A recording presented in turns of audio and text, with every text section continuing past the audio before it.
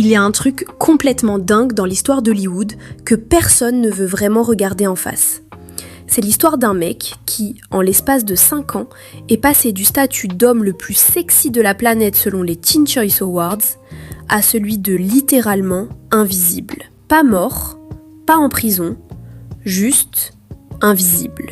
Et le pire dans tout ça, c'est que ce mec avait littéralement tout pour lui. Plus que Robert Pattinson, plus que Kristen Stewart. Sur le papier, c'était lui le futur numéro 1 d'Hollywood. Et regardez où on en est aujourd'hui. Je vous parle bien sûr de Taylor Lautner, l'ancien loup-garou musclé de Twilight, et nous allons décortiquer ensemble comment cette success story s'est transformée en l'un des plus gros gâchis de carrière de ces 20 dernières années. Remontons en 2008. Twilight sort en salle et personne, absolument personne, ne s'attend à ce que ce petit film pour ados, adapté d'un roman destiné aux adolescentes, devienne un phénomène mondial qui rapportera plus d'1,5 milliard de dollars sur l'ensemble de la saga. 3 acteurs deviennent instantanément les visages les plus reconnaissables de la planète. Robert Pattinson, le vampire ténébreux, Kristen Stewart, l'héroïne torturée, et Taylor Lautner, le meilleur ami transformé en loup-garou. Sauf qu'il y a un énorme détail technique que les studios n'avaient pas prévu. Dans le premier film, Taylor Lautner est un adolescent un peu chétif. Rien de spécial physiquement. Et au moment de signer pour la suite, les producteurs lui font clairement comprendre une chose brutale. Soit tu te transformes physiquement en véritable bête de muscles pour incarner un loup-garou crédible, soit on te remplace par un autre acteur. Sérieusement, ils ont littéralement envisagé de le virer du rôle qui allait pourtant faire toute sa carrière. Alors Taylor Lautner fait ce que peu de jeunes de 17 ans seraient capables de faire. Il se lance dans une transformation physique absolument monstrueuse. Diète stricte, entraînement intensif, plusieurs heures par jour pendant des mois. Et le résultat est dingue. En quelques mois, il prend une 15aine de kilos de muscles. Il revient sur le tournage de Twilight chapitre 2, Tentation, méconnaissable. Torse sculpté, abdos en béton, le mec ressemble littéralement à une publicité Calvin Klein vivante. Et là, tout bascule. Les médias s'emballent. GQ titre même que les questions marketing du film viennent d'être résolues grâce aux abdos de Taylor Lautner. En 2010, il se retrouve numéro 1 du classement des plus beaux abdos d'Hollywood, établi par Access Hollywood. Il est élu 2e homme le plus sexy de l'année par Glamour. Il sort avec Taylor Swift, qui écrira même une chanson sur leur rupture.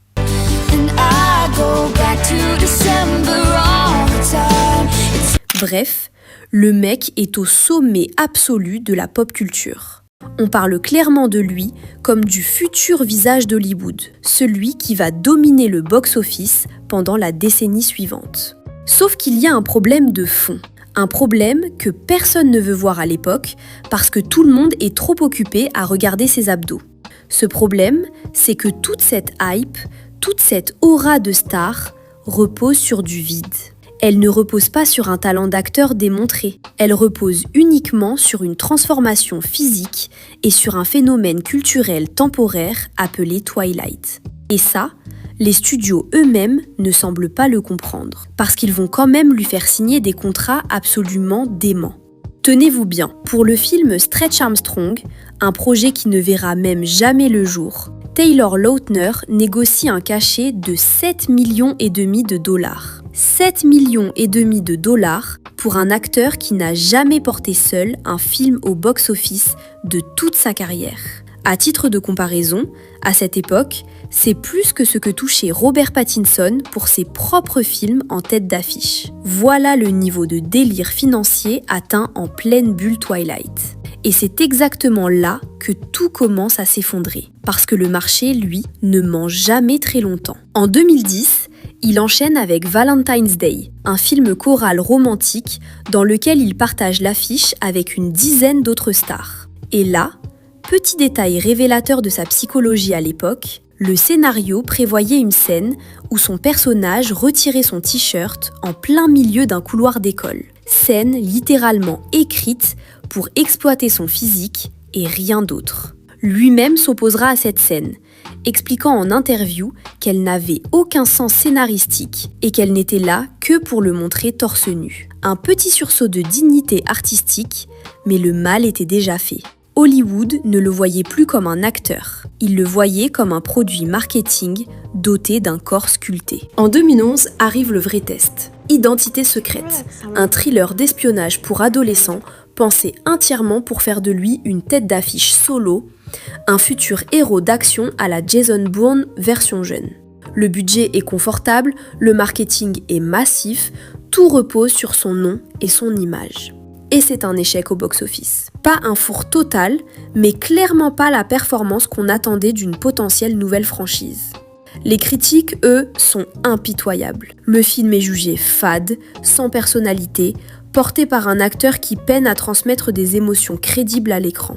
Et c'est là que les Razzie Awards, ces fameuses anti-récompenses qui désignent les pires performances de l'année à Hollywood, commencent à s'intéresser sérieusement à lui. Il sera nommé à 3 reprises dans la catégorie du pire acteur entre 2011 et 2013, principalement pour ses rôles dans la saga Twilight elle-même. Ironie cruelle, le rôle qui l'a rendu riche et célèbre est aussi celui qui ternira officiellement sa réputation d'acteur aux yeux de la profession. La saga Twilight se termine en 2012 avec son dernier volet. Et c'est là que le vrai moment de vérité arrive pour les 3 stars du film. Robert Pattinson va immédiatement se tourner vers le cinéma d'auteur, en travaillant avec des réalisateurs comme David Cronenberg ou, plus tard, les frères Safdie, construisant méthodiquement une crédibilité artistique qui le mènera jusqu'à incarner Batman une décennie plus tard. Kristen Stewart fait exactement la même chose. Elle enchaîne les films indépendants exigeants, collectionne les récompenses dans des festivals prestigieux et devient une actrice respectée par la critique internationale. Et Taylor Lautner, lui, continue sur la même voie qu'avant, des films d'action calibrés pour exploiter son physique. En 2014, il tourne Tracers, un thriller centré sur le monde du parcours.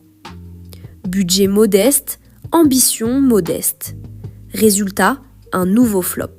Le film se prend littéralement le mur au box-office, comme le disent certains critiques français de l'époque. Le public ne suit plus et les studios commencent sérieusement à perdre confiance dans sa capacité à porter un film. Et c'est exactement à ce moment précis qu'Hollywood, cette industrie sans pitié, prend sa décision silencieuse mais radicale. On arrête de miser sur Taylor Lautner comme tête d'affiche au cinéma. Il tente alors une reconversion vers la télévision en rejoignant le casting de Scream Queens, la série créée par Ryan Murphy, le génie derrière Glee et American Horror Story. Sur le papier, c'est une bonne pioche, un projet porté par un créateur à succès. Mais les audiences ne suivent pas non plus et la série est annulée après seulement 2 saisons. À ce stade, le constat est sans appel. En moins de 5 ans après la fin de Twilight, Taylor Lautner est passé du statut d'acteur le mieux payé de sa génération à celui d'un homme que les studios ne savent plus où placer. Mais attendez, parce que l'histoire ne s'arrête pas à cet échec, et c'est là que cela devient vraiment intéressant. Parce que contrairement à ce qu'on pourrait croire, Taylor Lautner n'a pas sombré. Il n'a pas connu de descente aux enfers façon scandale ou dépression publique étalée dans les tabloïds. Ce qui s'est réellement passé est beaucoup plus simple et beaucoup moins spectaculaire. À un moment donné, il a tout simplement arrêté de courir après la gloire. Il l'a dit lui-même publiquement. Il a annoncé qu'il mettait sa carrière de comédien en pause, voire qu'il y mettait un terme. Et au lieu de s'acharner à reconquérir un statut de star qu'il n'avait, au fond, jamais vraiment mérité par son jeu d'acteur, il a choisi de vivre une vie normale, loin des projecteurs. Et c'est là que l'histoire prend un tourment presque touchant. En 2017, sa petite sœur Makena organise une rencontre lors d'une soirée jeu entre lui et une amie à elle rencontrée dans une église de Nashville. Une infirmière nommée Taylor Dome. Oui, vous avez bien entendu, une autre Taylor. Au départ, il est sceptique, presque blasé face à cette tentative d'entremise familiale.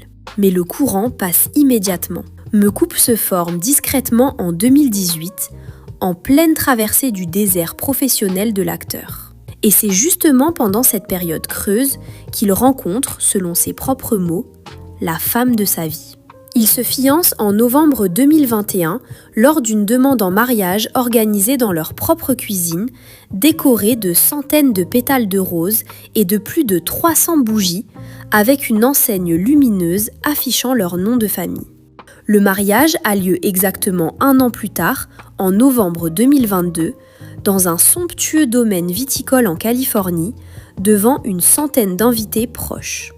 Et là, petit clin d'œil amusant à toute cette histoire de double Taylor, sa femme prend officiellement son nom de famille après le mariage, devenant elle aussi Taylor Lautner. Lui et sa femme co-animent un podcast consacré au bien-être mental, dans lequel ils reçoivent des invités et parlent ouvertement de santé mentale, de communication dans le couple et de la pression qu'ils ont tous les deux connue à leur manière. Deux Taylor Lautner sous le même toit, ils en plaisantent eux-mêmes régulièrement sur les réseaux sociaux.